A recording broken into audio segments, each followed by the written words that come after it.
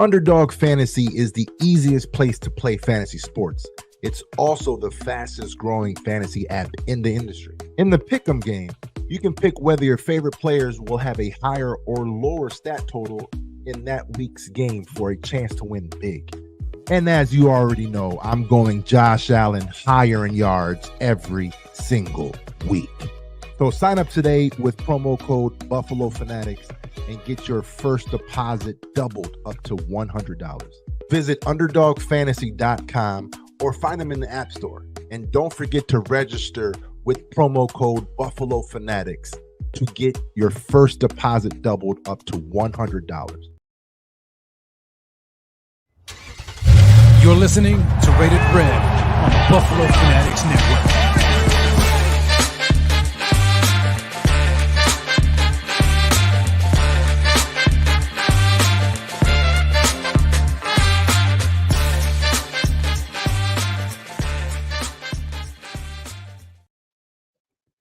What is going on, Buffalo Fanatics? It's your man, Rev, and you are now tuned in to another episode of Rated Rev, brought to you by Underdog Fantasy on the Buffalo Fanatics Network. Smash that like, hit the subscribe button if you haven't already done so. I am so glad to be here with you guys for this show. And I'll tell you what, I've got a very special guest who's coming on a little bit later, and y'all gonna want to stay tuned because I'm so glad to have this brother here with me. But we're going to talk about a whole lot tonight. We want to definitely get into your feelings, your thoughts, your emotions about the Buffalo Bills and where they stand right now. And I'll be honest, it's been a disappointing season so far for the Buffalo Bills. I think we can all agree to that. We were all very hopeful that the Bills would go all the way this season. And I'm not counting the year off, but just as far as expectations are concerned, when we started the year, I think many of us felt like the Bills would go all the way this year. But as it stands right now, the Buffalo Bills are 6-6 and second place in the division behind the Miami Dolphins. And I'll be honest, I mean, they'd be lucky to make the playoffs. If we're being honest, the Buffalo Bills would be lucky to make the playoffs. And that's a tough pill. That's a tough pill to swallow, especially when you consider the fact that they had such high expectations coming into the season. Now, the good news, though, is that the Bills have 5 games remaining on their schedule to change their fate.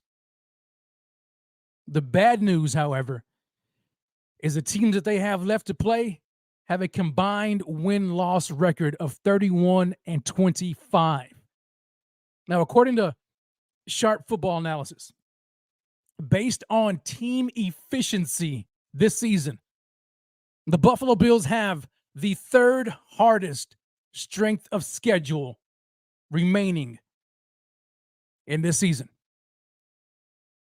Now, they've played the 2nd easiest schedule through week 12, and they sit at just 6-6 and are currently the 10th seed in the AFC. So the truth of the matter is, they have absolutely nobody to blame but themselves. The schedule, though, I think at the beginning of the year for the Bills was there at the start of the season. It was there for them to really kind of get off to a good start. You know what I mean? To have a solid record, allowing them to struggle if they needed to along, as they approached down the stretch, this gauntlet of teams down the stretch. Unfortunately, though, the Buffalo Bills laid major eggs this season, dropping games to below average teams like the Jets, the Bengals, the Broncos, and the Patriots, of all people. Now, the Bills currently face the NFL's third most difficult schedule of opponents in their final 5 games of the year after a bye this week. They have to play 3 top 6 teams that include the Chiefs, the Cowboys, and a rematch with the Dolphins again, with 2 of those teams on the road. They'll also make a trip cross country to play the Los Angeles Chargers, who I know their record may not show anything, but they have talent, and that's a good football team. So, needless to say, the Buffalo Bills have put themselves in this hole, and they're going to have to dig themselves out of it. And with 5 incredibly tough and highly important games left to go, the stakes could not be any higher. So, my question to all of Bills Mafia and to those who are watching and those who are listening, who will listen via podcast format, can the Bills, with 5 games left, can the Bills make a run to save the season? Can they do it? We've seen in years past, the Bills at the tail end of the year have been able to make a run. But the question is, have they dug themselves in too far and too deep of a hole? And that's what we're going to talk about tonight. The Bills' path to the playoffs. What happened, ladies and gentlemen? What happened? The Bills are 6-6 right now. I don't think any of us anticipated or imagined they would be sitting at this current record right now. Second place in the AFC East. We spent, I don't know how long, probably all offseason, listening to, fans throughout the division, Dolphins fans, Jets fans, et cetera, talk about how, the Bills are not going to win the division. We laughed at talks about how the Bills were going to be third place in the division behind the Dolphins and the Jets. Dolphins fans were very confident going into the season. They believed without a doubt that the Dolphins would win the division. And we, by many standards, we just kind of laughed at it all. But who has the last laugh right now? Who's laughing right now? The Bills are 6-6. I'm not trying to find a silver lining here. It is what it is. Like I mentioned earlier, they dug themselves into this hole, and they're going to have to dig themselves out of it. When you look at the start of the season, week 1, they lose against the Jets. How in the world that happened when you consider the fact that Aaron Rodgers left due to injury, and they were playing against Zach Wilson, who has been benched numerous times this year. They lost that game. Then we look at this team, and they went on a win streak, and we thought that, hey, this is the team that we want to see. This is the team right here that the Bills are capable of being. They blew out the Raiders 38-10 in week 2. And they followed that up against the Commanders 37-3. And then in week 4, against the division rival Miami Dolphins, who at that time were beating the brakes off of everybody. We went in there with the Dolphins, who I think just put up 70 points on the Broncos, and we completely decimated them, obliterated them, 48-20. Bills flying high. Week 5, we go overseas, London game against the Jacksonville Jaguars. I don't know if anybody felt like the Bills were going to win that game or if they felt like they were going to lose the game. I was fairly confident in that game, but there were some things that happened that I didn't like heading into the game Number one was how late in the week Sean McDermott took the team out there. Very late in the week. And I felt like that could bite them in the butt, you know. And then they were doing a lot of sightseeing as well. So I didn't feel like that was the right move. Whether or not I was right or not, uh, really doesn't matter, because at the end of the day, the Bills lost that game and they looked awful. They looked awful. And at that moment in that game is where the wheels started to fall off a little bit here on the team. Losses to DeQuan Jones and then Matt Milano. And then, prior to that game, the Bills lost Tre'Davious White to an Achilles injury, lost for the season. And so by week 5, the Bills lost 3 key starters to season-ending injuries, and the Bills dropped that Jaguars game in London 25-20. I mean, we're questioning the Bills' fate already at week 5, wondering what they could do. How are they going to be able to overcome those type of losses to the defense? So they enter week 6 back home to face the New York Giants. Brian Daboll returning back to Buffalo. And again, for the second week in a row, they looked pitiful. The offense stumbles over themselves. The Bills got lucky, and I mean lucky, and escaped with a win, 14-9. And on what many people would agree that Taron Johnson interfered with Darren Waller and a would-be game-winning touchdown. And had the Bills lost to the Giants, I think the pitchforks would have been out at that moment. But the Bills escaped with a victory, a narrow victory, 14-9 against the Giants. And that's when the talk was going. Even though they won, it felt like a loss. So then you got week 7 at New England. Terrible team, terrible offense, Macaroni Jones. And what do the Buffalo Bills do? They lay probably one of the worst losses of the season against a team that had no business, none, hanging in the game, let alone winning. And the Bills lost to the New England Patriots 29-25. And I don't think I can ever forgive that team for that loss. Ever. When you look at how bad the Patriots are and how bad they were then, we made Mac Jones look like a pretty decent quarterback. And I don't care about the injuries to the defense. That makes no sense. I don't care whatsoever. The Bills' backups should have handily defeated the Patriots. Handily.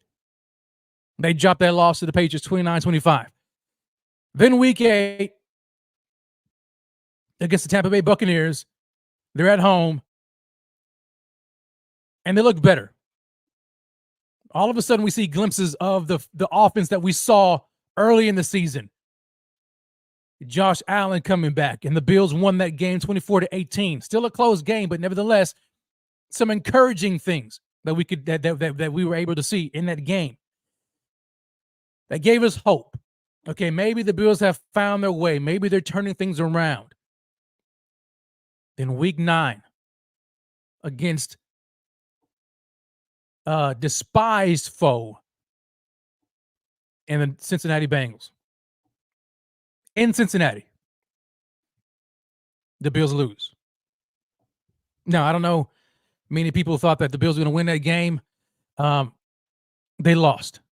And they lost to that game 24-18. The Bills would go on a 2-game losing streak following that game against the Denver Broncos on Monday Night Football. Of all people, they would lose the Broncos 24-22. The offense again looks bad.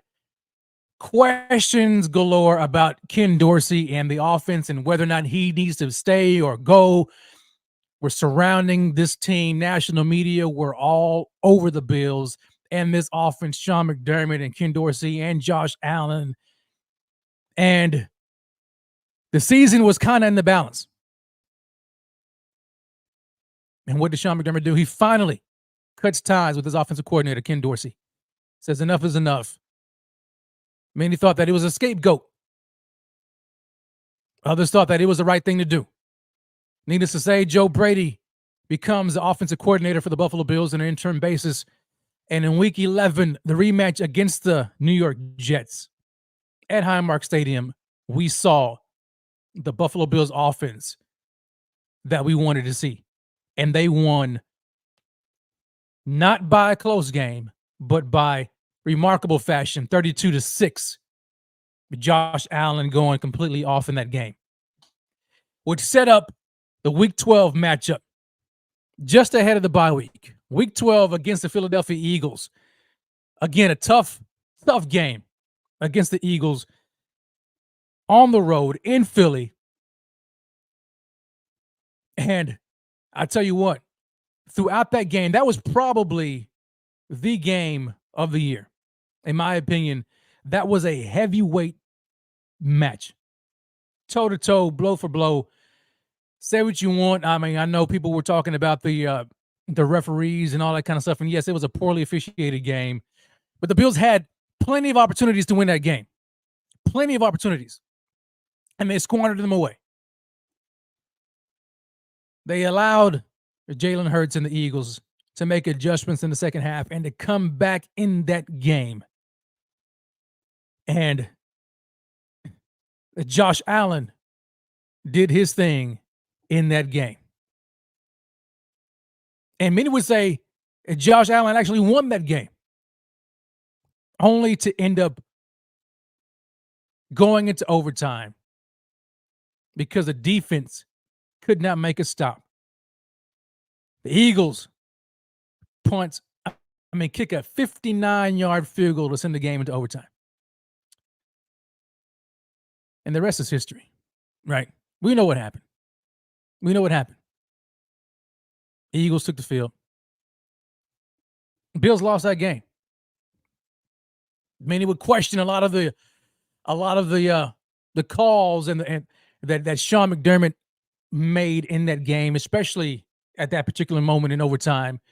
Some of the defensive calls and the plays and the conservative nature that we've seen Sean McDermott coach his team in crunch time and in key moments of the game. And the Eagles marched down the field on a terrible call by Sean McDermott, zero blitz. But Jalen Hurts runs it in for the touchdown. Eagles win 37-34 in overtime. Here we are, the Buffalo Bills sitting at 6-6 at the bye week. And we're asking the question, what happened? What happened with these Buffalo Bills? How could they get to this place? They had high expectations. We had high expectations. But now they're on the outside looking in, trying to figure out if they are even going to make the playoffs. A lot of questions. Am I right? A lot of questions about this team, about what went wrong. A lot of people are talking about Sean McDermott. Sean McDermott. And whether or not you trust him going forward, not just this year, but I'm talking about in the future. Is Sean McDermott seat hot? We talked about Josh Allen and is Josh Allen being restrained by Sean McDermott? I mean, could there be an opportunity, a possibility where we see Josh Allen's career being wasted because of Sean McDermott and his conservative nature and coaching at the highest stakes in the biggest moments of games? That's a question that not only am I posing to you all in the chat, but it's a question that I want to ask my guest. And he's been patient, so I'm going to bring him on right now. Ladies and gentlemen, do me this favor. Drop some fire emojis right now in the chat for my man, the host of the Overreaction Buffalo Sports Show on the Buffalo Rumblings Vidcast Network, my brother from another mother, the voice, Joe Miller. What is going on, Joe? Man, how are you feeling, baby? Good. I'm doing good. I'm going to need this week to recover from everything that we've watched through the first 12 games of this season, right? So this is a nice week to just kind of settle in, taking some football tomorrow and Monday, and just kind of just allow my body and my heart to relax. Like let's just get some of the bad juju out of here, right? So no doubt, man, no doubt. Like I don't know that Eagles game, and I'll be honest, Joe. Like at the beginning of the year when I saw that schedule and I saw the Eagles game, I penciled in a loss. There was no way I thought the Bills were going to win that game. But as the season progressed, and when we started to see, especially like the last few weeks, and we started to see what Joe Brady was able to do with the offense, I kind of got. Right. I got my expectations kind of rose a little bit, and I was like, you know what, man, I think this team can win. And I went on my show just before that game, and I gave the Bills a victory. I felt like the Bills could win that game against the Eagles. And they went out there and early in that game, it looked like the Bills were about to open the floodgates. Yep. And some things started happening in the first half.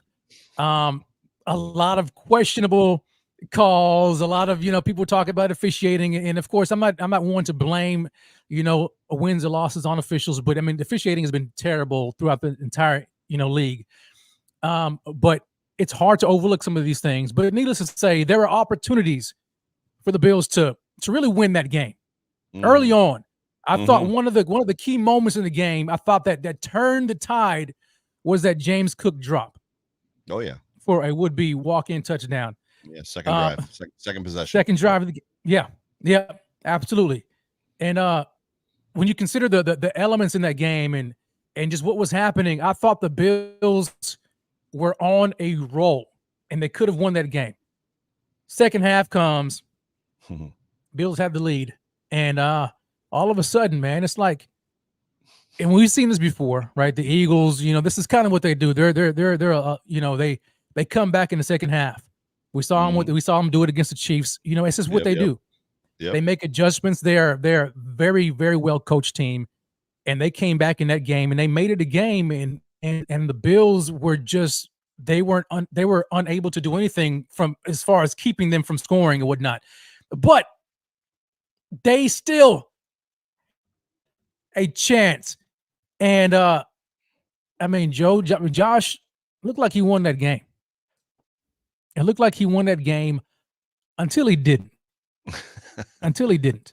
Or you know what I mean? And yeah. Joe, like I'm gonna say this, man. Like I watched your show, man, because see, like I appreciate that. As a content creator, sometimes, hey, man, I need a therapy session, right? And so I go throughout my rounds and and I listen to shows and man, your post game show, man, you said it so eloquently. You said something that was just so profound to me, and it has stuck with me the entire week. And you posed a question, and you said it to the effect of this.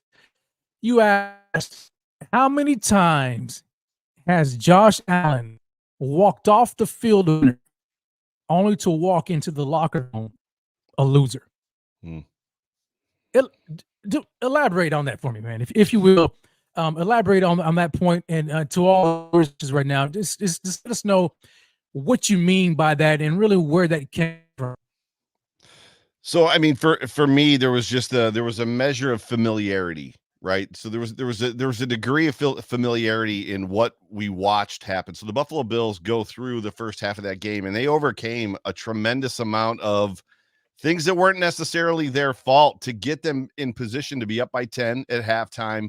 And then the second half happens, right? The Eagles offense, as you said, makes adjustments. The Bills defense does not. The Bills still are maintaining a lead. And then we just watch that lead evaporate as the Bills defense basically allows 30 points in the second half of that football game. But even still with that, Josh Allen and the Buffalo Bills offense go down the field and they do exactly what they need to do to put the Bills in a situation where Josh Allen, right? They're in the driver's seat. They just need the defense to make a play. And as that familiarity feeling kind of was just resonating with me, I'm sitting there watching, and it just was like, how many times does this have to happen? And now I know, and you went through it eloquently in your monologue about how bad this offense was early in the season and how the defense played well and the offense couldn't be trusted.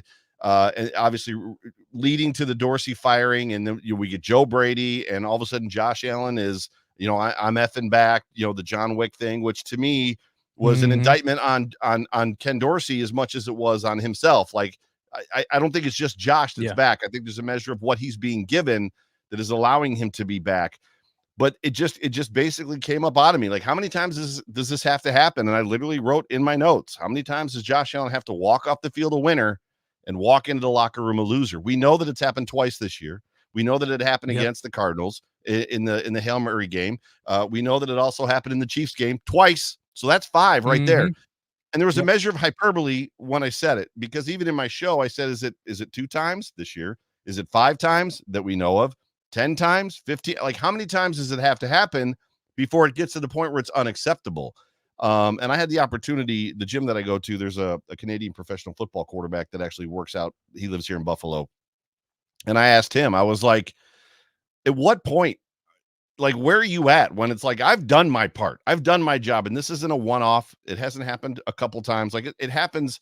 It's getting to the point where I think even the offense is feeling it. And he's like, well, at some point in time, he goes, if I'm the quarterback, if I'm Josh Allen, I'm probably going to the owner and having a conversation. And I want to pump the brakes a little bit, because a lot of my show, as much as my show is entitled the Overreaction Show, I don't overreact a ton. We as Bills fans, as Bills Mafia, overreact. My show is about just bringing the emotion, which Rico does very well too. So Rico is probably the king of just bringing you how he felt during the game and how he feels post game. And I do a very similar thing.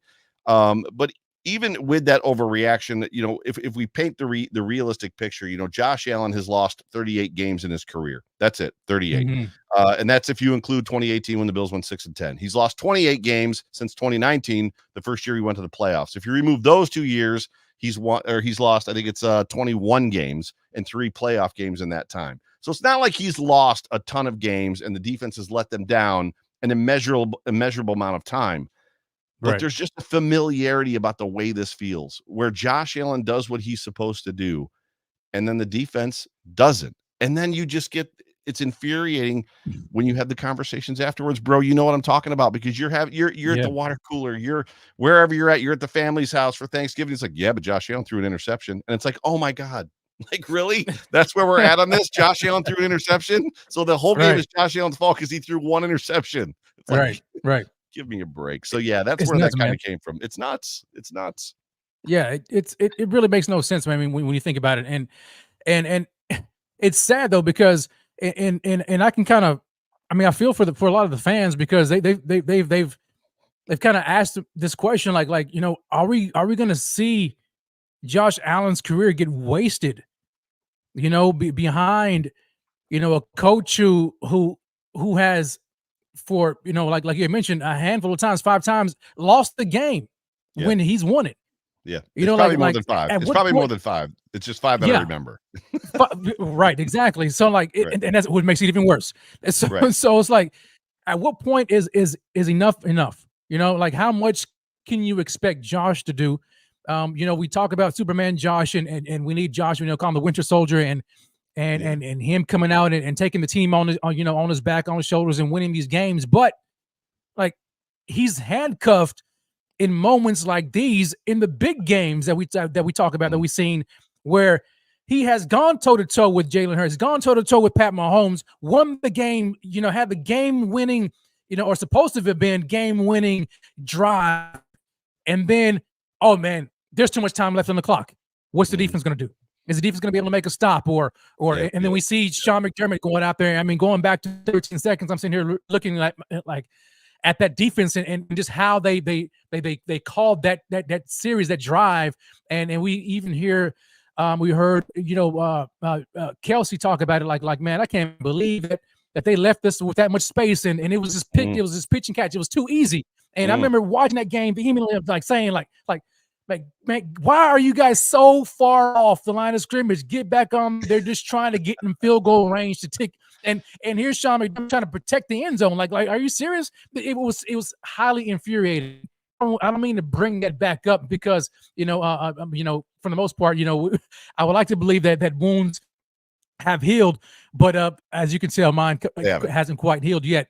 But we see this happening over and over and over again, and we thought things would change, and so he fires, or he doesn't really fire. Leslie Frazier decides to take a year off, right? Yeah, quote unquote. And so Sean McDermott takes over the defense. I liked what Leslie said. So Leslie said, with everything that was going on and with everything that happened with DeMar, I just needed to step away. Which to me, there was some relevancy that ranked, because I mean, if we put ourselves back in that situation, I mean, the world stopped in that moment.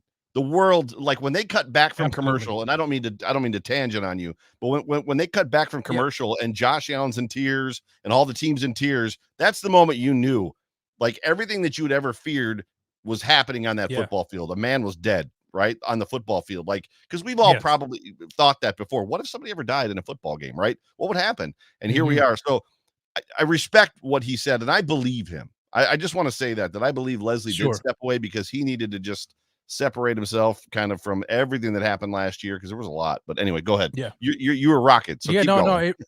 It was a lot. I mean, and just to kind of piggyback on your point there. I mean, it that moment showed us that life was bigger than football. Correct. Right.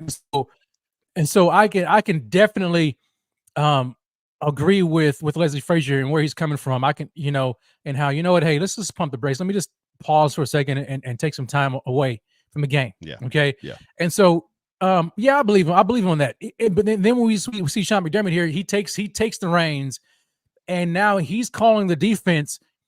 And many people thought that, when you look at the playoffs, throughout the Bills playoffs, I mean, under Sean McDermott, they look at Leslie Frazier's defense. He's the defensive coordinator, and we look at the points given up and all that kind of stuff, and we look at this, and we kind of point the finger at Leslie Frazier. Well, now he's gone; he's out of the picture. Now it's all on Sean McDermott, and so we're believing that, all right, Sean is this aggressive, defensive-minded guy, and we hear from his former, coach and Ron Rivera talk about how aggressive he is, and we start to see glimpses of that throughout the season. But then, when here's high pressure moments in these big games, we start to see some of these things that we thought were dead. We're like, hold on a second, wait, I thought that was Leslie. I thought that was Frazier. Came back to life. Why are we? Where's this conservativeness coming from? I thought the guy who did that was gone. I thought he was the quote unquote scapegoat. I thought he was the reason. But you hit the nail on the head. I'll overlook it, right? I'll overlook it, but I'm like, hold on a second. Maybe it's not. Maybe it wasn't Frazier. Maybe it's looking like it's him. No, it's definitely Frazier. So that was definitely Frazier's defense. And I think the challenge that I have and the problem that I have with the whole situation is McDermott has been calling a much more aggressive defense. And this defense has been playing lights out. Early in the chat before the show started, people were like, oh, how can we expect them to win? Missing Daquan Jones, missing Matt Milano, missing Trey. And the reality is this defense isn't far off from where they were when they started. So Lenville Joseph is doing a fine job. The defensive line is getting after it. And I know people are upset with Vaughn, and I don't want to talk about the stuff necessarily right now about Vaughn, but just Vaughn in general.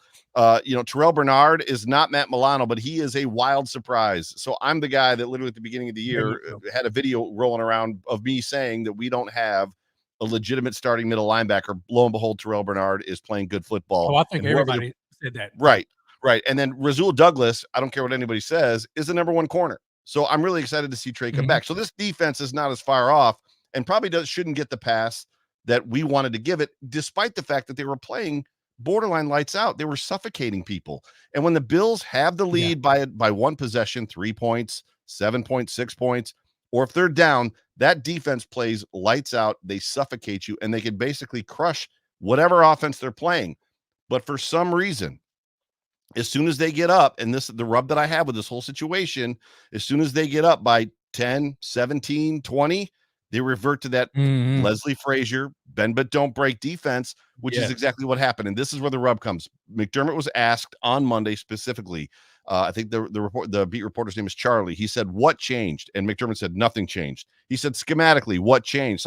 Nothing changed. Like he doubled down that nothing changed. And it's like everybody that watched that football game saw the Bills go from suffocating, getting No after change. Jalen Hurts, to basically to what you said, 9 yards off the ball. Yeah. Oh, you want to throw it 9 yards? Go ahead. You want to throw it 7 yards? Go ahead. You want to throw it 8 yards? Go ahead. Something definitely changed. So there is a stark difference between McDermott's defense and Frazier's defense, but Frazier's defense is still there. And literally they roll to it, and they've done it forever. And that's that familiarity. How much time is too much time? Yeah. When the Bills score and take the lead with 2 minutes left, everybody in Bills Mafia is like, there's too much time. If the Bills score and take the lead with 1:30 left, everybody in Bills Mafia is like, there's too much time. If it's a minute, we're like, okay, we got a chance. And then the Bills still can let up 13 seconds. We've seen it dwindle down to 13 seconds. And in a moment where Sean McDermott could have written his own storybook about 20 seconds to take over 13 seconds, just like he did against the Lions last year. He basically sent Josh Allen out there to kneel on the football. And that was all you needed to know. Like, we're just going to kneel on it. And yeah, I wasn't in my feelings, but I am now. See, now I'm in my feelings too, Joe, because that right there, I think there was a message spoken in those 20 seconds. Oh yeah. That wasn't spoken. You know what I'm saying? Like you were the recipient, like you said, the recipient of 13 seconds a couple of years ago. You have Josh Allen playing some of his best ball this year against one of the top teams, not just in the NFC, but in the National Football League, in the pouring rain. The man was on fire. And with 20 seconds left to go. You did it last year against the Lions on Thanksgiving. Against the Lions, exactly. They did it against the Lions. And so you have that as a reference. And with 20 seconds to go, you decide, you know what? I don't trust I'm not willing to trust my quarterback. Now, I get it. People will say, well, Rev, they only had one timeout left. Okay, well, whose fault was that? Because if we go back, he wasted a timeout trying to, what is this, 1980? Trying to ice the kicker. But Rev, Josh threw an interception. Josh threw an interception. So come on now. Josh's fault. It's got to be Josh's fault because he threw the interception. I mean, he's the interception king. Regardless of the fact that the defender came off of his man and made an incredible defensive play, it's still Josh's fault that he threw an interception. It's all the whole game is it's his fault. It's his fault. And coach didn't trust him again. The coach was like, you know what? Hey, I'm not going to put the ball up in the air 20 seconds ago. I don't trust my quarterback to not make a mistake. So let me just kneel it out. But at the end of the day, Josh technically this game won that game twice too, right? So I mean, they had to kick a game tying field goal, right? In the last seconds in the waning seconds of the game, and then Josh Allen drove the field. And yes, we all know about the parting of the seas. That Ghost Davis went out and he threw the ball in. Yes, I called him Ghost Davis. Ghost Davis went out and he threw it in. But then they kicked a field goal and took the lead. Josh did his job. And then what happens? The defense lets he up walked again. out the field a winner. And 8 yards, 9 yards, 12 yards, 8, 9, whatever. Bang, straight down the field. And then everybody saw what happened after that. I think that was also very telling.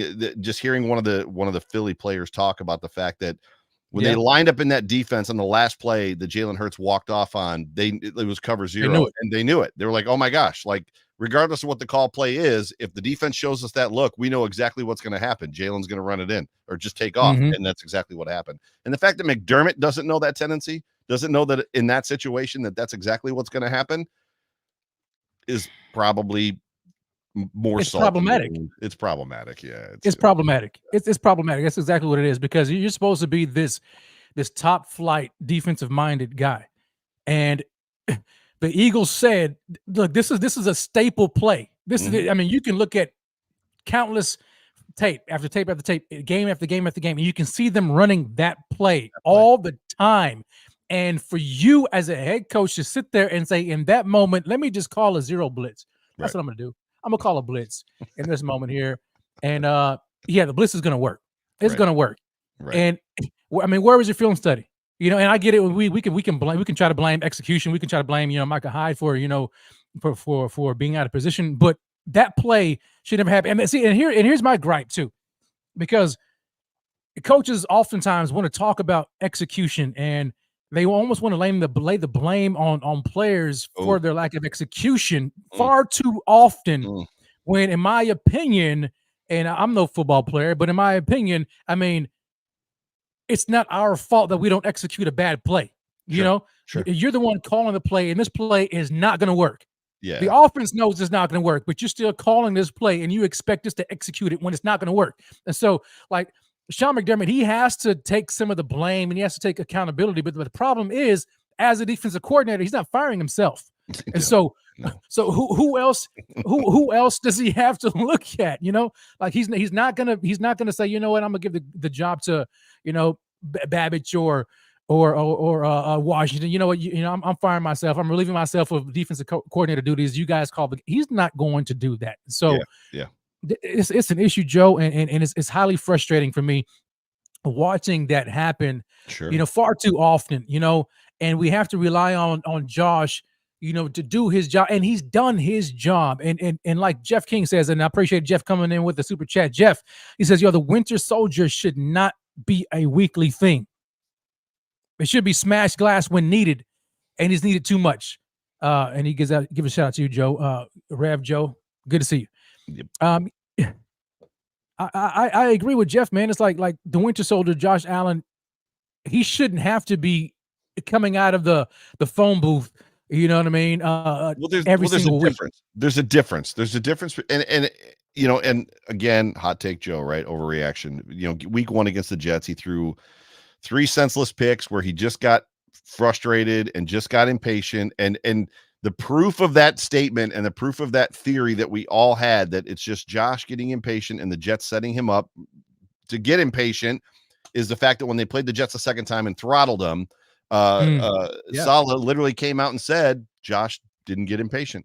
We baited him into trying to stretch that out and putting him in a situation where he would basically just make a mistake, and he didn't do it this time, which just proves what we all thought, that Josh was forcing the ball when he didn't need to. And I'm the one that said maybe letting Josh be Josh all the time is a bad thing, but there's a measure, there's a balance in there between Josh Allen that has to take over a football game and still letting Josh kind of be Josh, right? Mm-hmm. And I think what we saw against the Eagles wasn't necessarily Winter Soldier Josh. I think that was just who Josh Allen is.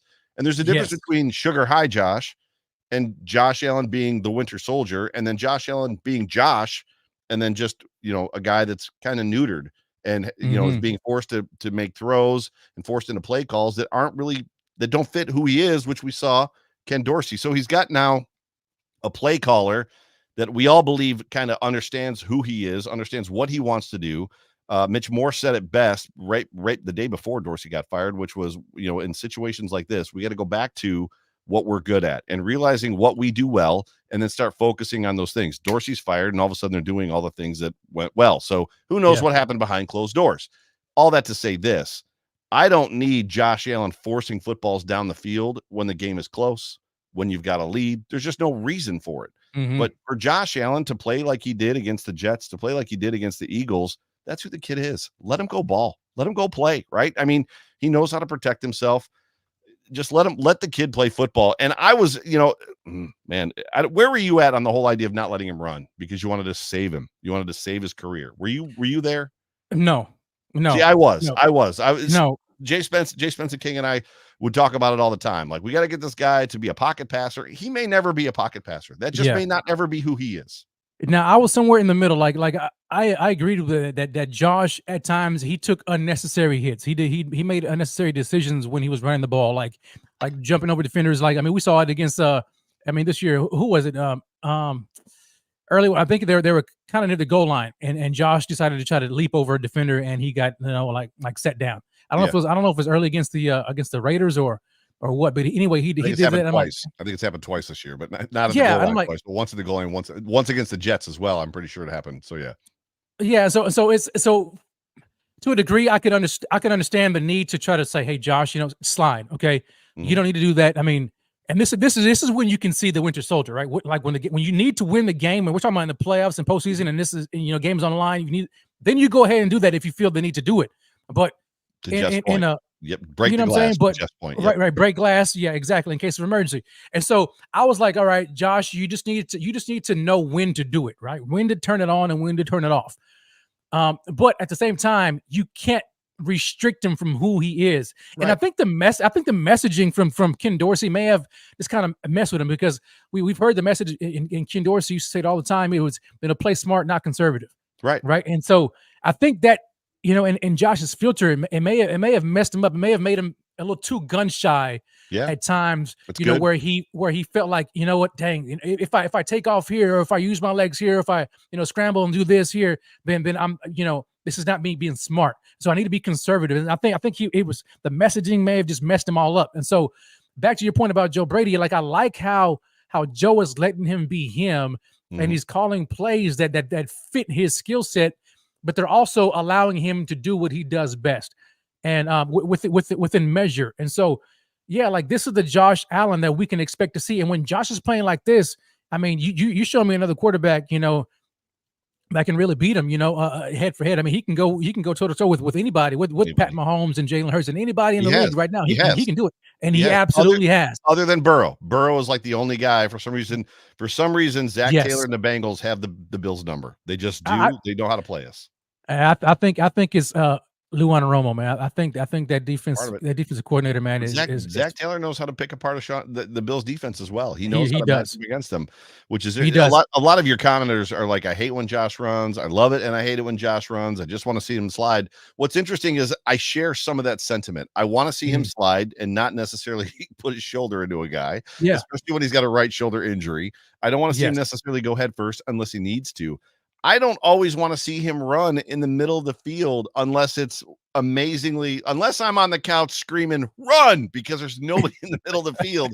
Sometimes he just runs, but on the goal line, he's a weapon, man, on the goal line, almost like no other quarterback. Like it's one thing to have a quarterback that can run it in, Jalen Hurts, Pat Mahomes. Obviously, Lamar Jackson is all worldly when it comes to this stuff. There's something about what Josh does to defenses. It almost paralyzes them when he's a threat to run inside the 10-yard line towards the end zone, because they know it's coming and they know they can't stop it, which puts them on their heels for everything else that's going to happen around them. With Lamar, it's almost like he's going to run, right? With Jalen at times, like he's going to run. We know. With Josh, I think defenses are like, I don't know what he's going to do. I just don't want him to run. I don't want him to run, right? And then you're not sure, and it puts you on your heels. But it's definitely tough. But let him run. Just let him go. But then we heard Leslie Frazier say the same thing. In the podcast, I think a couple of weeks ago, he was talking about it, and this is before. I don't know if this was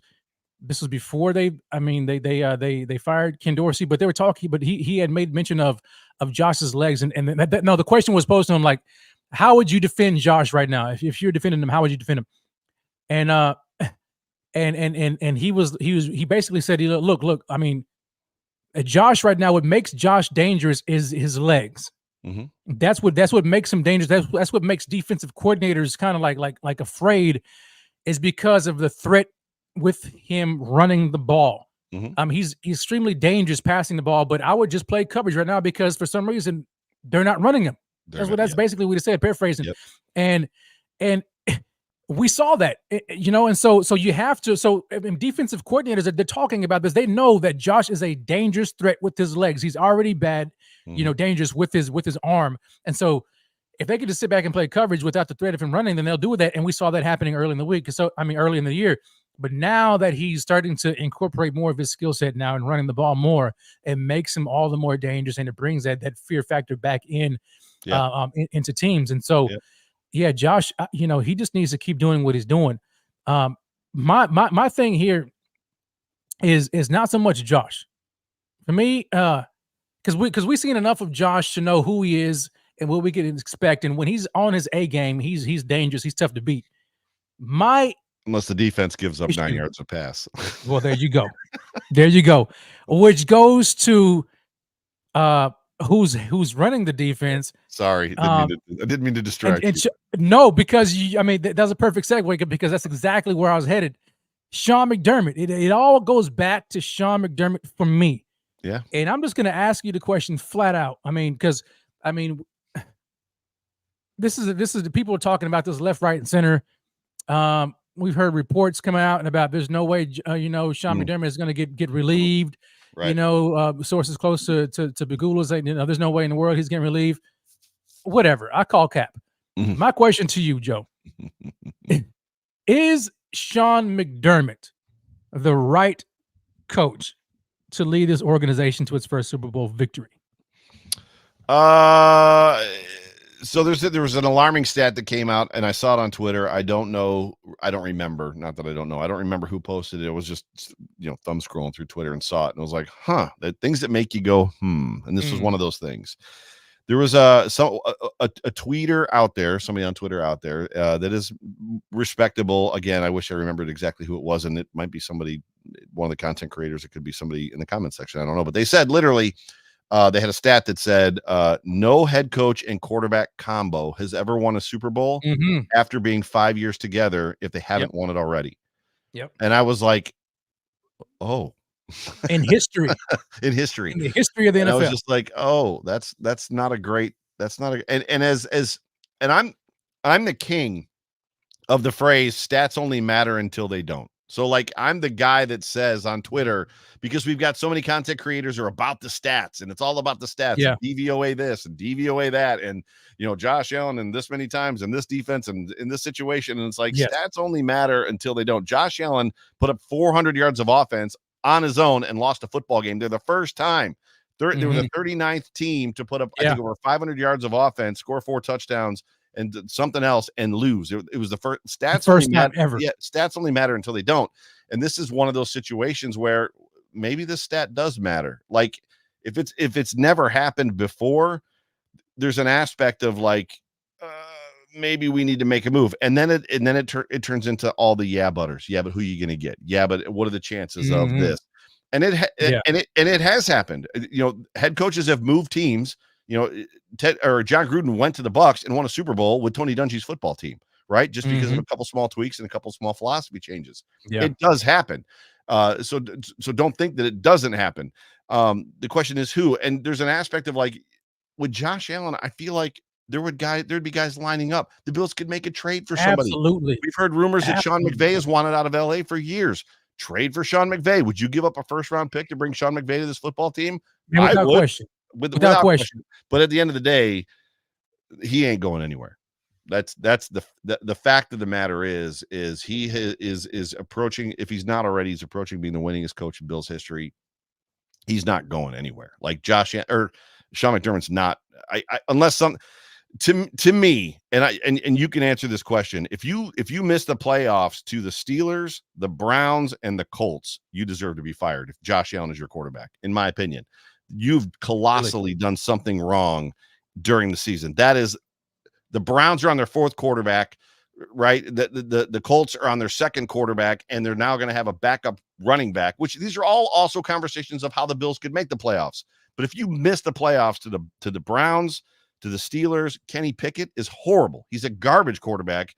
And then obviously the Colts, in my opinion, there's conversation about whether or not you should keep your job, about whether or not you were the reason, because there's a philosophy that I'm working on, and I apologize, I'm taking up a bunch of time. No, go ahead, man. There's a theory, a philosophy that I'm working on, and I don't even know how to put it into words because I'm not Bruce Nolan. Like, I'm not one of these super smart dudes. But you can be in a football game as a player, and you can be an active participant in losing a football game. You can make a mistake. You can drop a catch on a wheel route that's a touchdown, James Cook, that turns into two false starts and then another missed pass and then another problem on special teams, right? Like you can be the domino. You can throw an interception. You can fumble the football. You can be an active participant. You can miss a field goal that's the game-tying or game-winning field goal. There's also people that get to be inactive participants that can help you lose a football game. And that's who your head coach is. Your head coach making bad decisions is an inactive participant in the game that is causing you to lose a football game, and the players can't overcome it.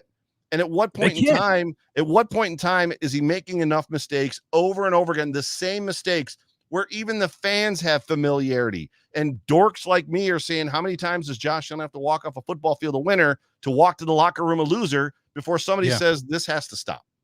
Yeah, absolutely. And and then you got guys like Rico talking about, leave Sean McDermott alone, buddy. Love Rico. So I mean, you have a contingent. He's not wrong. He's not Rico's not wrong. He's the OG. I'm gonna call Rico out, man. I'm gonna call him out. He's not wrong. I mean, it's almost split 50-50, with people who want to see Sean McDermott fired and those who want to see him remain. Here's where I land on all of this. And I liken it to this. So there is there is a possibility that a coach, just like players, can have a cap, a ceiling, where they can be limited in certain aspects. 100%. And they can have, a certain DNA. Like, this is what they're known for. This is who they are, and they're comfortable within their space.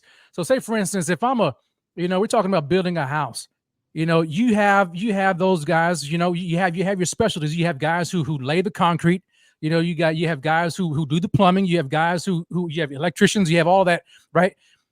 And then you have finishers, like the people who go in and they inspect the house and make sure everything's okay. And then you have the guys who actually come in and stage the house, so that way the house is ready for sale. Okay, you can have a beautiful house all you want. Talk about it. You can have a beautiful house all you want. Is perfect. It's great. Looks amazing. Could be ready to sell. But without proper staging, without that designer, that person to come in there and say, okay, let me just go ahead and add this little detail here and there and make it livable, make it look like what somebody wants it to look like, it could sit on the market and not sell, even though you have a wonderful house. Yeah. And so my thing is this: Sean McDermott might be just good at doing something, and that something could be just a culture guy. He could be great at bringing, going into a team where the team hasn't won a playoffs for so long, and they're in need of a culture change, and he's a great guy to come in there and change the culture and bring the team back up to winning status and get them there. Yep. But as far as finishing, as far as staging the team to win the Super Bowl, he's just not that guy. You got to bring in a designer. You got to bring in somebody to come in here and actually stage the house right, who can build on the foundation and sell it. That's where I think Sean McDermott is. What you're speaking to is the fact that playoff wins are a coach stat. So like as much as we hear that the wins are not a quarterback stat, and by and large they're not, even though I feel like losses are kind of a quarterback stat. If you got a bad quarterback, you're going to lose football games, period, end of story. Sure.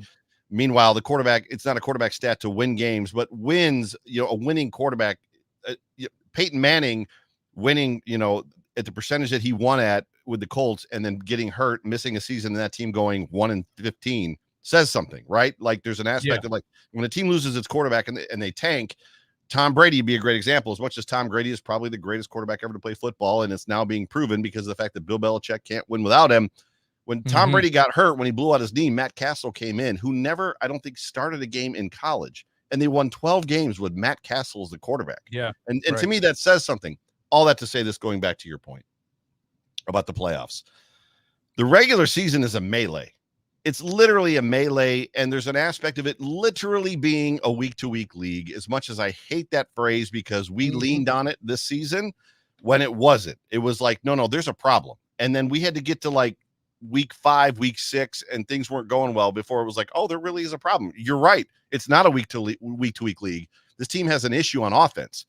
Yeah. However, the reality is the regular season is a week-to-week league. Period. End of story. It's a melee. When you get to the tournament, it's about coaching.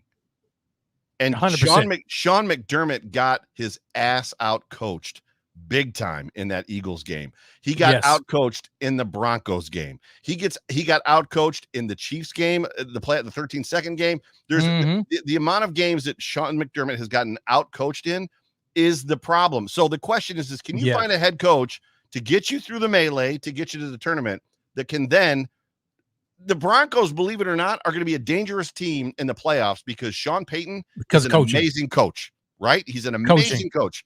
So that's the problem. When it gets to the one-game tournament football, Sean McDermott gets out coached. He just does. He's 4-4 as a head coach in the playoffs. I'm not saying he gets out coached all the time, but when he goes up against Andy Reid, when he goes up against a good head coach, he has a tendency to not come out on the right side. I mean, and that's it. And that's kind of, where I stand. And that's why I'm at the point to where I'm ready to cut bait. Because not that I don't like Sean McDermott, not that I don't think he's a good guy, not that I don't think that he's a good coach. It's that the expectations and the standard have risen.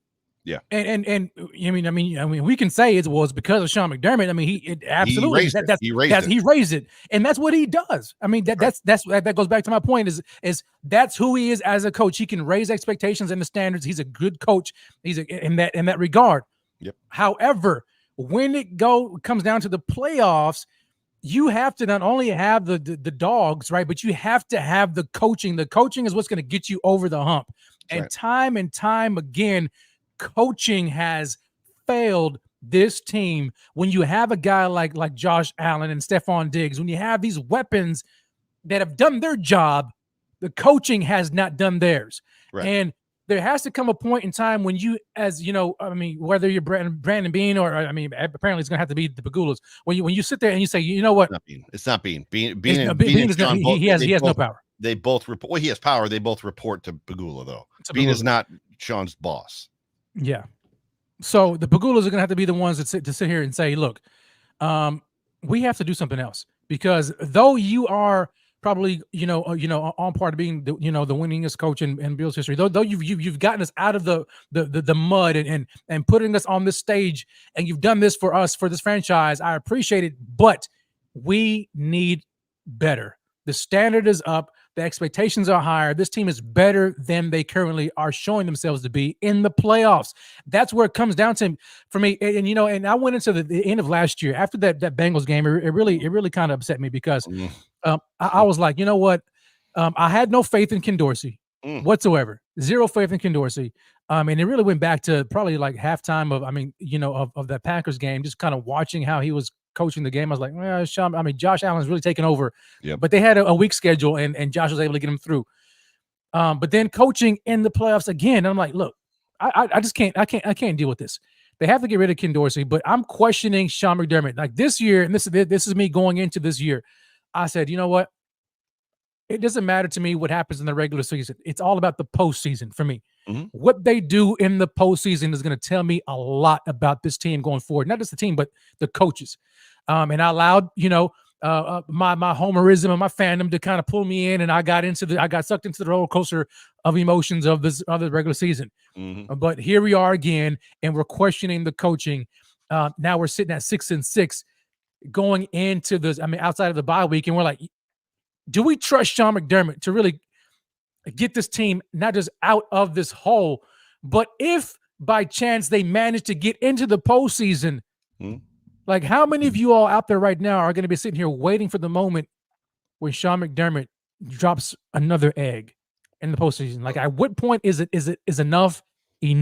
Well, the hard part is Enrico had a good statement in the comments where he said, look, if they lose the next 5 in a row, we can have a conversation about firing Sean McDermott. Well, it's not really a fair comment. It's a good comment. Yes, if he loses the next 5 in a row, there probably is a real conversation at One Bills Drive about whether or not Sean McDermott is going to remain the head coach of this football team. But it's kind of an unfair place to put our expectation, because it's not about losing the next 5. The Bills could potentially win. They're going to win 9 in a row to win the Super Bowl. The Bills have won, I think, 8 or 9 in a row before. I believe they won. I want to go back to my Corey Bojorquez jersey, and I believe it was 9-0 in the Boho before they lost, or they were getting ready to. I think they went 8-0. They lost the 9th game or something like that. But regardless, they've gone on long stretches like this before. But to your point, it's exactly right. When they get to the tournament, if they get in, and I think they can win out, I think there's a possibility. Anything is possible, and I think even if they don't win out, there's a chance, because again, it's the Browns, the Steelers, and the Colts. They got to beat out one of those teams. Now they've dug a hole inside the hole. They've lost 6 games. 5 of them are inside the conference, which is not great because people have tiebreakers against you. But at the end of the day, your point is the most valid point. When they get to the tournament, is he going to be able to not commit the inactive errors that we have watched him commit over and over again? Are we going to be in a situation where if the Bills are up by 16 points, or let's call it 17, so it's a 3-possession game, and it's the middle of the third quarter, can he stay aggressive in his defense? Or is he going to turn it into a situation where everybody lets off the gas and there's just let's keep everything in front of us? The offense, for some reason, doesn't want to make mistakes, and we get into this. It's it's not Josh Allen. Josh Allen doesn't get up 17 points and in the third quarter decide, I'm not going to complete every pass. I can play anymore. I'm just not going to do that. No, it's a coaching thing. It's a philosophical thing. The play calls change. We get safe. The defense wants to keep everything in front of it. Sean said it on Monday. The offensive receiver's never supposed to get behind the defense. That's the mistake. Well, maybe that's the mistake. Maybe the mistake is playing too far back. But there's a lot that's going to go into this soup. at the end of the day, we all want to see the Bills make the playoffs. At the end of the day, Sean McDermott changed the culture here. And there was a day when the culture went sideways in a bad fashion. John Fina, Jerry Ostrowski will tell you all about it. It's the day that Greg Williams was hired and the day that Tom Donahoe was hired. That was the day that this team sunk into oblivion. And that was the key marker. The key marker on the way up was Sean McDermott getting hired. He changed the culture at One Bills Drive. Yeah. But you said it very, very well. Is he the right guy to raise the bar again and meet it? And I don't have that answer. We're going to find out, because I don't think he's going to get fired, but we're going to find out if he has that ability. And the question is how many years of Josh Allen's career do we have left? And, and inside of that, at what point in time does Josh say to himself, I think I could win if I was a whatever, right? Oh my gosh. Pick a team. Like, I think I could win if I was with that other team over there. I'm not saying that that's going to happen, but do you think Aaron Rodgers is happy about winning one Super Bowl? Probably not, right? No. I'm gonna put a pin in that right there, Joe, because you said something right there that really just stirred something up within me. I'm gonna go back to the super chat here from Jeff King again. And it kind of piggybacks on that one point that you made about kind of where the Bills were back then. He says, "Yo, look, I loved Marv Levy, loved him, had all the dogs to pull the sleigh, but he couldn't get it done. I'm reliving the same scenario again, and." That is, and for those who remember the Bills from then, can agree, right? I mean, you have a point of reference, and you can kind of see the writing on the wall, so to speak. Like, dang man, like this team is very, very good. They have the dogs, they have the dogs to pull the sleigh, but man, is the coach to get them over the hump? He hasn't done it yet. I mean, he hasn't even made it to the Super Bowl, let alone win it. I mean, so. In my opinion, I mean, so far, I mean, at least Marv Levy's went 4 times in a row, and right, Sean hadn't even gone once. And so, Jeff will remember there's one thing in common with both of these teams. Both that team from the 90s Super Bowls. I don't know how old you are, Rev. I'm 50. Yeah. Excuse 42. Me. But yeah, there's one thing in common with both of these teams, and that's the prevent defense. So just throwing that out there. Walt Corey was a hardcore prevent defense guy. So the Bills had to boat race people, just what they had to do. And they were capable of doing it until it got to the point where coaching in the tournament became the most important thing. The most important thing in the playoffs is coaching. It's coaching. Now to go back to your point that I said, let's put a pin in it. Oh my gosh. So now when you're in this position, and this is again to kind of go back and forth here with Sean McDermott here. You mentioned Josh Allen, and this is where I don't think many fans are willing to even talk about or to allow in their minds is how long and how many years of Josh Allen's prime could we waste behind a coach who can't get it done? Right. Now, Josh is not just some ordinary quarterback here. I mean, we know quarterbacks like this, they don't grow on trees. Josh is a generational quarterback, okay? Generational quarterback. And when you have one, you cannot be irresponsible with it, with him, and I feel like Sean McDermott is probably getting a little too comfortable with this level of success that he's had, with the team, and the fact that, hey, I've taken the Bills out of the drought. We've been successful. We've been a perennial Super Bowl contending team for X amount of years. We've got Josh Allen. We have a good team. All this, I think he may have gotten a little bit comfortable in that, and not understanding just the type of stallion he has, in Josh Allen. Like, you cannot waste many years of this man's career, especially when you know the way in which he plays. Okay. His physical aggressive nature, you understanding that you cannot be irresponsible with him in these games from a coaching standpoint. And that's where my main gripe is. It's like, okay, the Bagulas, they have to get in here and they have to see. And look, you're paying Josh $200 million too. I mean, so you're paying this guy a lot of money. It's 300. It was 250 for the extension. Total value of the contract was like 320. It's like 300 million. See, that's even worse. And I mean, it must be nice to where you can just drop that kind of money and you really are not even concerned about it, because to me, it's like you have this guy, you're paying you're paying him this kind of money. How much longer, right? Like that's why I'm like, there needs to be a sense of urgency. Because we have seen it's not just one game, it's not just two games, it's multiple games in the postseason. I'm not talking about the regular season. It's multiple games in the postseason, like you said, coaching matters, where Sean McDermott has failed. Is it going to be when Josh's prime is gone, when it's on a decline? Yeah, I mean, we may make the playoffs, constantly, but again and again and again we lose. First round, second round, we lose. We can never get there. We lose. Now, all of a sudden, like you had mentioned, Josh gets disgruntled. Mm-hmm. Heaven forbid that happens, but he gets disgruntled. He's looking at it. He's looking at his clock, and he's like, I'm approaching 30. I'm 31, whatever. And I've had enough with this coach.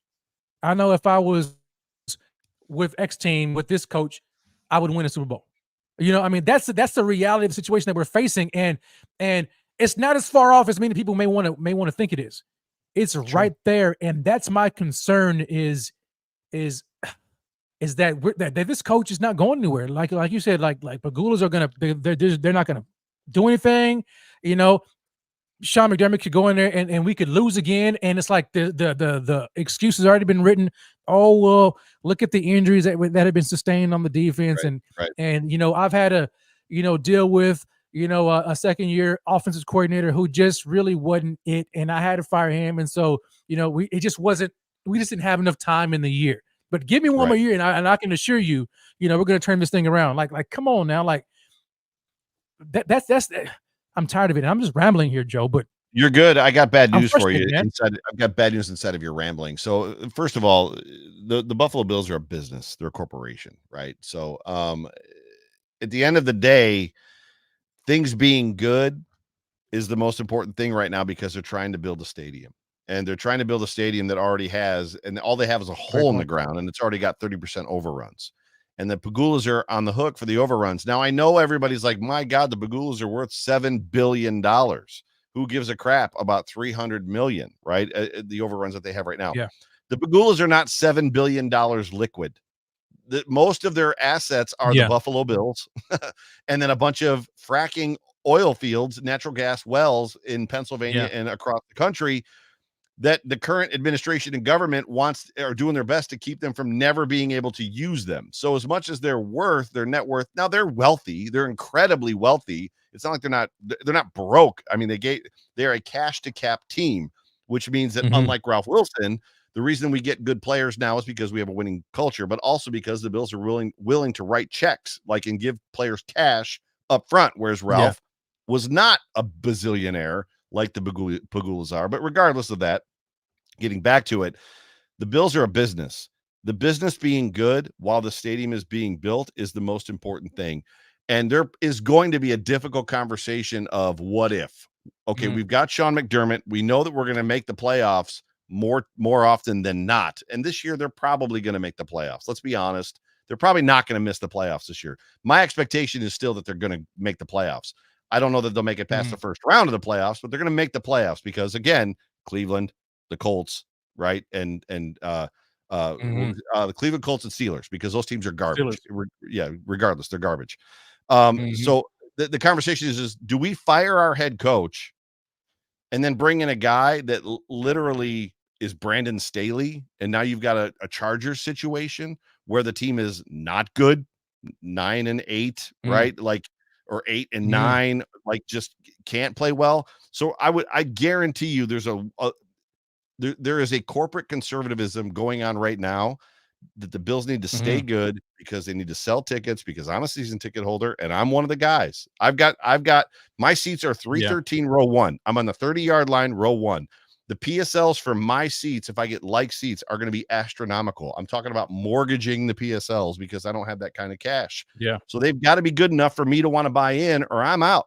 And how many fans can be out before this whole thing goes belly up? Not literally, but you know what I'm saying? Figuratively belly up. So there's an aspect that, and there's a reaction to sell tickets to the new stadium first versus win a Super Bowl first. That's my fear.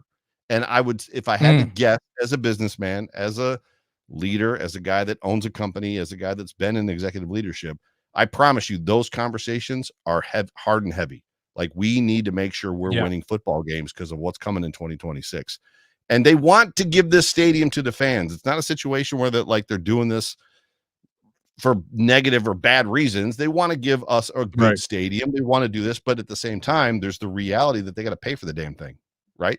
Because they're not at home in cold New York in their mansion on the pond with $7 billion in the safe. That's not what's going on right now. Like, that's not who they are.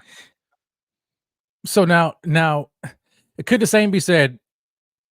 Well, let me phrase it this way. To all the season ticket holders and those who frequent Bills games all the time, and my question is, what's good enough for you to buy in to this new stadium? Like what's good enough? Is it the Bills just winning the regular season and they go to the playoffs, but they don't really win a Super Bowl? Like at what point is it like, I've had enough, I'm done?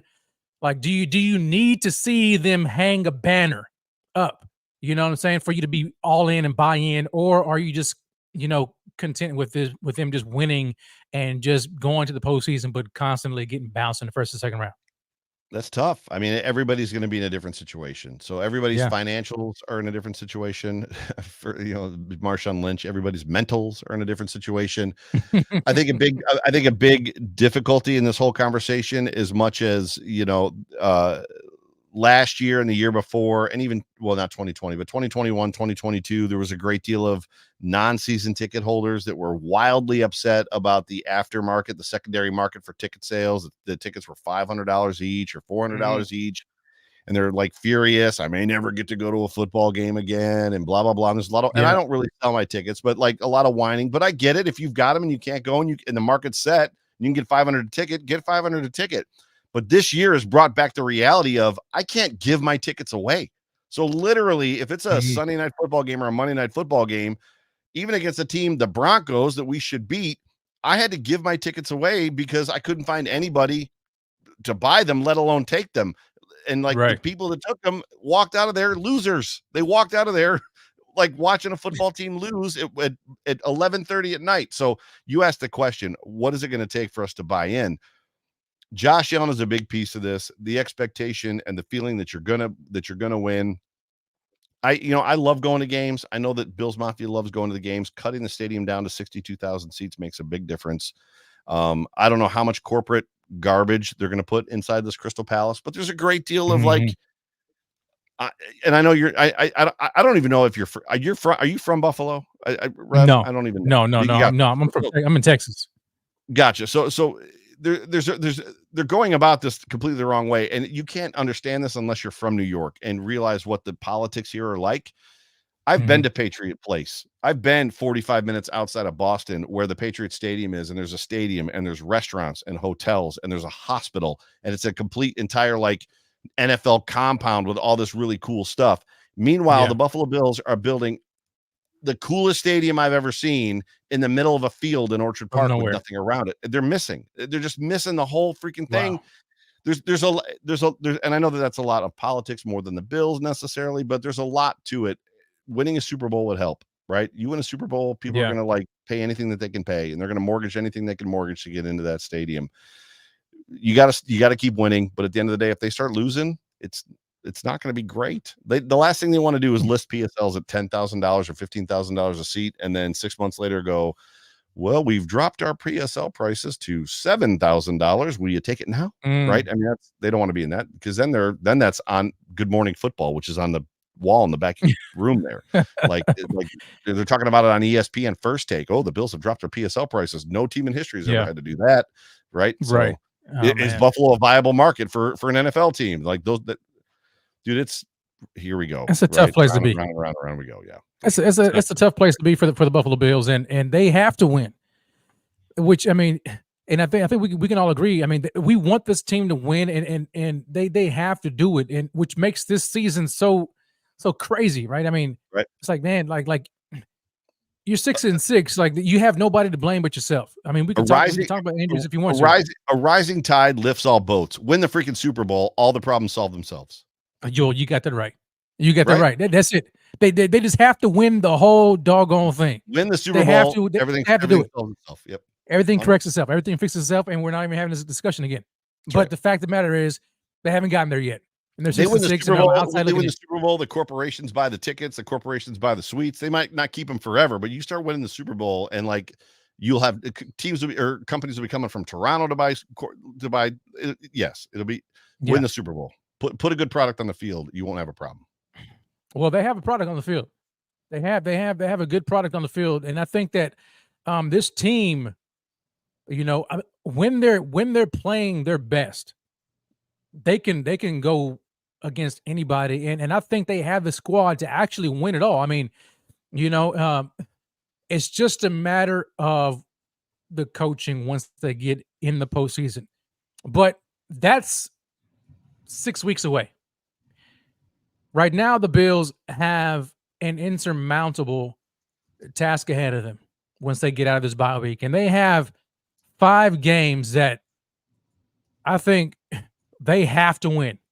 They probably have to win out. Now, I mean, of course, I don't know the specific numbers, but let's just take this time right now just to kind of go through the Bills' remaining schedule and figure out who they have to beat and how many games they have to win in order to get in the postseason. And it starts right out the gate with the Kansas City Chiefs.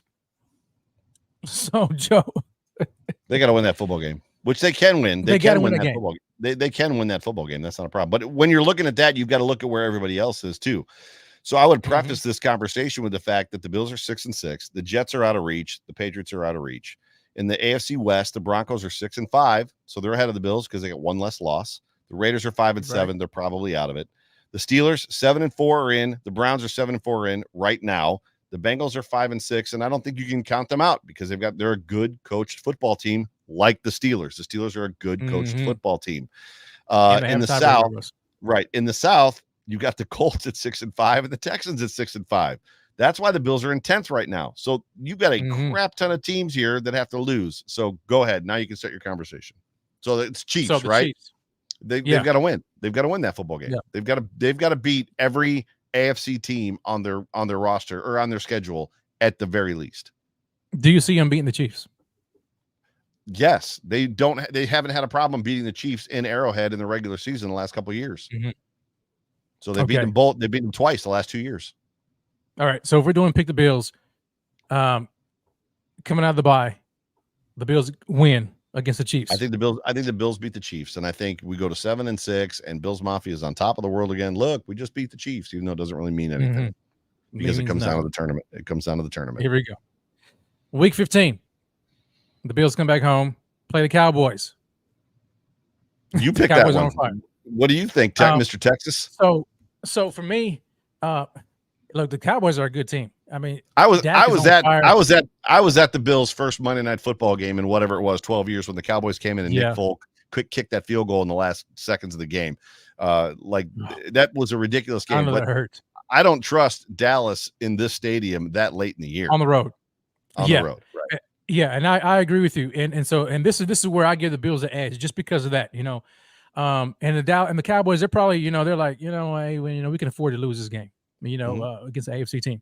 So I think the Bills can win that game. I will give them the win against the Dallas Cowboys at home. So 2 in a row. 2 in a row. Now, the Bills have to go across country now to play the Chargers, who, I mean, we can look at the record. The record is not good, but I mean, they got Justin Herbert. You've got, Keenan Allen, Austin Eckler. They have weapons. They have talent. Again, their coach is coaching problems again. But a cross country trip in LA against the Chargers. What do you have? So the only team that loses more Billsy than the Bills are the Chargers. They just invent ways to lose football games, much like the Bills do. I don't see a situation, especially with, I think Bosa's out. Is he out for the year? He's out for the year, right? Is Joey Bosa out for the year? I think so. Yeah, I don't see a situation where the Chargers beat the Bills. So to me, if I'm a homer, I'm a homer, but I think the Bills win that game too.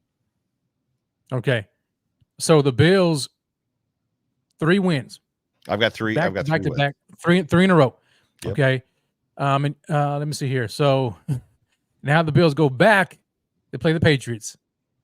That's December 31st. That's a dub. They got to win that game. I think if the Bills are on a 3-game win streak and they go to Patriots, they have that taste in their mouth from the time that they lost, which they shouldn't have lost, 25-29. I think they go into at home and they just beat the ever living what out of the Patriots. I agree. I think of the 5 games, there's a potential loss in there somewhere, but I see a path to them winning all of these games. However, I'll say this: the last game of the season against the Dolphins will not be for the AFC East. The Dolphins will have clinched the East by then. You see, and that's where I was getting to, because this last game I was going to ask you if you think it's for the division. I don't think so. I think the Dolphins have the division. I mean, they're just too far ahead. They're 2 games up. 5 games 2 left, games up, and they've got an easy schedule. They've got 2 hard games left on their schedule. I think is the Cowboys and us, and that's it. Yeah. So I there's no way I think that. I mean, unless something utterly ridiculous happens, I don't see the Dolphins. I can tell you what their schedule is. Hang on a second. I'll tell you what their schedule is. Yeah, I'm pulling it up too. Yeah, I'm trying to. My internet's kind of going slow here. Let me see here. So I mean, you're talking about. So they got the Commanders this week, right? That's a win.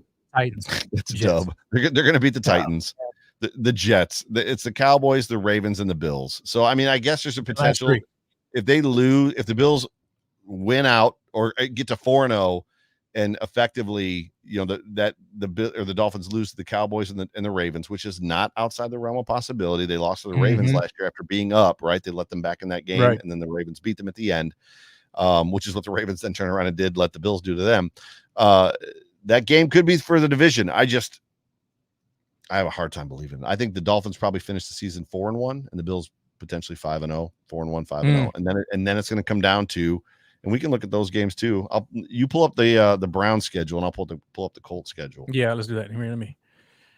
Oh man, I mean, we looking at the Dolphins. I mean, I could see a path where they actually lose to the Cowboys, Ravens, and then that last game, against the Bills could be for something. Let me see here. Let me pull up the. So the Colts are 6-5, right? So the Colts have the Titans, which is a game they could lose. They've got the Bengals, which the Colts are a funny team. These are all games the Colts could lose. They got the Bengals, the Steelers. They could lose to the Steelers. They're going to beat the Falcons. They're probably going to beat the Raiders, and they're going to lose to the Texans, whatchamacallit, on the last game of the season. So the Colts have to lose 2 of those games, and I think that's very, very possible. And while you're doing your conversation about I got the Browns. I'll look up the. I got the Browns. So I got the Browns here. So tomorrow they're playing the Rams in LA. Then they have the Jags. Okay, now those two games right there, I think they could lose both of those games. Then they have the Bears at home. Then they go to Houston to play the Texans, the Jets, and they close out the game against the Bengals. Where were the Broncos in all this mess? AFC standings. 2 seconds. I'm getting back to the Broncos. The Broncos were the Broncos are 6-5, so they're another one that the Bills have to worry. So you look up the Broncos while I go through the Steelers. Which, by the way, I just want to say that I am on record as saying that Mike Tomlin is the greatest NFL head coach ever. And to me, I love Mike Tomlin.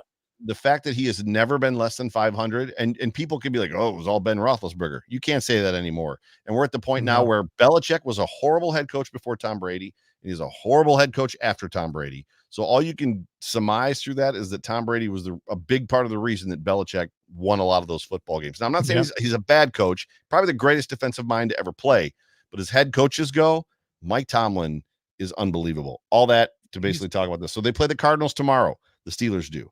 They could lose that football game. They're going to beat the Patriots, in my opinion. The Steelers, Colts, who knows? That's a coin flip. The Bengals, interdivision, they could win or lose that football game. Again, no Joe Burrow. The Seahawks, it's incredible who Geno Smith has become as a quarterback. The Steelers are playing in Seattle 4:05, December 31st, New Year's Eve. I think the Seahawks win that game, and then I absolutely think provided the Ravens have to play, which they may not, they might sit some players. I think the Ravens beat the Steelers, but believe it or not, our entire playoff hopes could come down to the Ravens benching guys in that last game of the season, and that's sad, right? Right? Who would have thought that the Bills would be in this position, in the hunt? Outside looking in, needing help. That blows my mind. That completely blows my mind. So now looking at the Broncos here, the Broncos. So they play the Texans tomorrow. Then they stay on the kind of in the West Coast. They play the Chargers after that. Then they're on the road. So they have 3 straight road games. The Texans, Chargers, Lions. I can see them losing all 3 of those games, honestly. Yep. And then they go home for 2 games in a row against the Patriots and then the Chargers, and then they close out the season against the Raiders on the road. Yep. So there's a path right there for the Broncos. I mean, they could lose 3 to 4 games out of that final stretch there. And the one team we didn't talk about, the Texans, could probably win the next 5. They're a good football team. They are a good and well coached. Imagine that. Well coached. And isn't it interesting to see 2 of the players that we just kind of dumped, Devin Singletary and Zach Moss. All of a sudden, they go to different teams and they look as good as they do. Dude, Zach Moss on NFL Access was called a monster on the show. They were like, "Oh, keep in mind that Jonathan Taylor isn't playing," and like the other guy was like, "Yeah, but Zach Moss is a monster," and I was like, "A monster? Like Zach Moss is the guy that runs into the back of the guy in front of him?" Like, but he apparently is playing really, really well. Apparently not. Yeah. That's crazy. And Devin is done. He's made some noise down there in Houston, so which is good for him. It's not that I hate to see it. I know Zach Moss personally. Zach is a good dude, and it's great to see him play well. So it just makes you wonder why it didn't work. Things didn't work out. Right. Yeah. So coaching, man, and so I mean, there's a path for the Bills. But they have to win all these games. They cannot lose, in my opinion. I think you mentioned it earlier. They can't lose another AFC game. They cannot. The minute they lose the AFC game, I think it's a wrap. Right? Correct. They have hurt themselves too much this year. Golly, man, I didn't think that we'd be in this position right now. In the hunt, outside looking in, we need help. Bills gotta, we gotta, what's the cliche? We can only control the controllables, and we gotta take it 1 week at a time and win our games. But then you need all these kind of scenarios, and then here we are, like the last game of the year, and we're trying to play. Okay, well, that little, what's that little simulator on ESPN? I think they put it out. The playoff simulator where this team loses this game, and where did oh man, it's the hard part is literally the Bills don't lose to the Jets. This is a different conversation. The Bills don't lose to the Broncos. This is a different conversation. Like the games that the Bills don't lose to the Patriots. The Bills don't lose to the Patriots and the Jets, and we're now it's a race for the number one seed at this point. So yes. It's just they've done it to themselves. I mean, just like that, and it seems like every year there's always that 1 or 2 games where it's like, man, what are y'all doing? Had you won this game, the Bills would have had the number 1 seed, and then we're sitting here looking at. I still can't believe we lost to the Patriots. That right there, the Patriots and the Broncos are the 2 games that really just. I was fuming at that. I can't believe. But and how did they win? How did they win that game? What did Mac Jones do? Did he go right down the field and? Yeah. Last minute have a drive, winning last minute drive, have a winning score. Game winning drive. Game winning drive. Yeah. On what? Was it because Josh Allen threw an interception that cost him the game? Or I don't. I'm sure he threw an interception in that game, but he probably did. But I don't think that was. I think you look at it, it's the defense problem. Man, here we are. So. Needless to say, the Bills they got to win out, yo. If there's a game they could stand and lose, they could stand and lose against the Cowboys, right? But that's it. Every other game they need to win, and it does not help the fact that they come out the gate against the Chiefs right out of this bye week on the road in Arrowhead. It seems like we've been playing this team in Arrowhead for years. Finally, we get them to Buffalo next year, but maybe man. I'll believe it when I see it. Oh man, it's ridiculous how many times we got to play this team in there, but it It's is what it insane. is. The Bills got to handle their business, man. They got to handle For those sure. business. Joe, as we get ready to close out the show, man, what Mhm. do you need to see from the Bills after the bye week? I mean, what At are there at the any risk improvements? Yeah, at the risk of upsetting all the Bills Mafia, including myself, complimentary football's important, right? And Yeah, I got sick of hearing about it as well. Going back to execution and all that stuff that we were talking about earlier, and you're talking about complimentary football, and like nothing is going right. There's an aspect of like, what do we have in like this is shouldn't even be a conversation, but they need to play good offense, they need to play good defense, they need to play good special teams, because even the special teams unit has been bad this year. You said earlier, could Sean McDermott fire himself? To me, a big part of Sean McDermott staying is getting back as the head coach only, interested in the fine details of this organization, and getting himself a defensive coordinator he trusts, along with an offensive coordinator he trusts, and a special teams coordinator he trusts. yeah. But it's just I lost my train of thought. I apologize. What was the question? Give me the question one more Do, time. yeah, no, no. What do you need to see What do I from the need to Bills see? So after the bye week? Yeah, what do you need to see from them? complimentary football. And at the end of the day, I need to see them put their foot on the necks of people and not let Yeah, up. And I need to see better coaching decisions. I need to see down the stretch those inactive participant mistakes. I need to see those go away or be limited greatly. Inactive participant mistakes, like limited or gone completely. No bad timeouts. I don't need to see any more timeouts when the opposing team's offense is on the field. You want to get a look at their defense.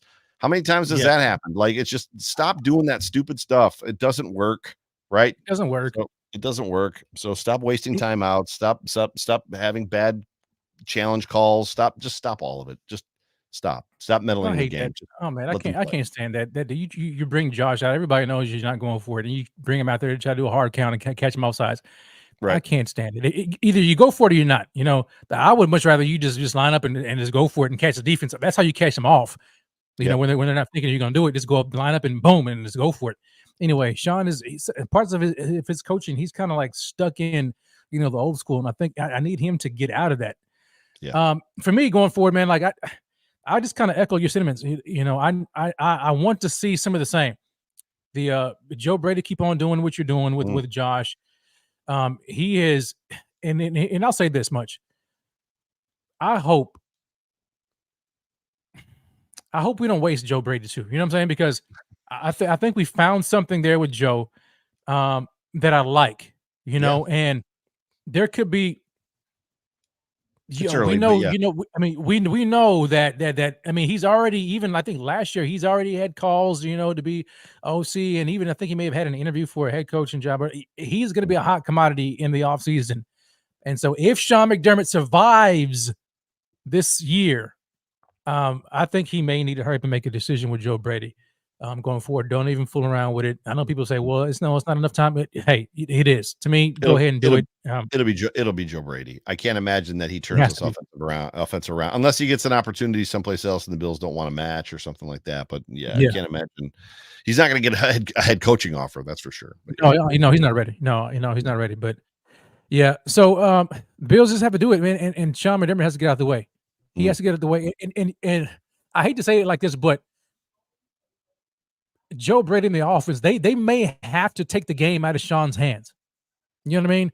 Like they may have to get to the point to where they put up such a lead to where and I'm talking about a late game lead to Yeah. where Yeah. you don't have to worry about Sean McDermott's bad Prevent defense. decisions, Yeah. Or prevent prevent defense. defense, yeah, being ultra conservative. So Yep. whether or not they're going to be able to do that against the Chiefs is a story untold. Mhm. But yeah, we'll see, man. We'll We'll definitely see. see. It's gonna be fun. Joe, it's gonna be fun. It is gonna be fun. Man, this was a therapy sesh. I know people people are gonna be like, "Hey, man, you're a little too hard on Sean McDermott." It is what it is, man. Like I expect more. I want more out of this team. I like Sean, and in a perfect world, he improves and he gets out of his own way, and the Bills are able to keep this continuity going forward, and they can Mhm. build on it. The Mhm. last thing I want trust me, the last thing I want is an organizational change like this, because we know what that looks like. It doesn't look pretty, and it's not oftentimes great.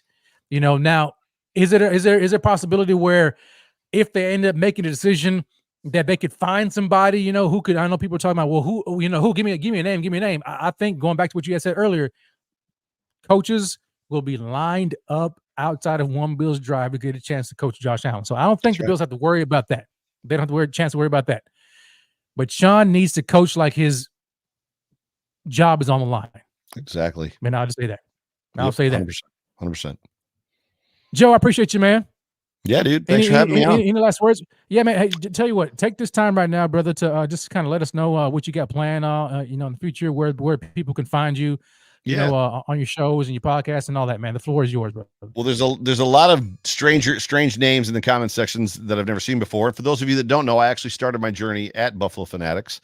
But you can now find my show, the Overreaction Buffalo Sports Show. It's a post-game show on Buffalo Rumblings.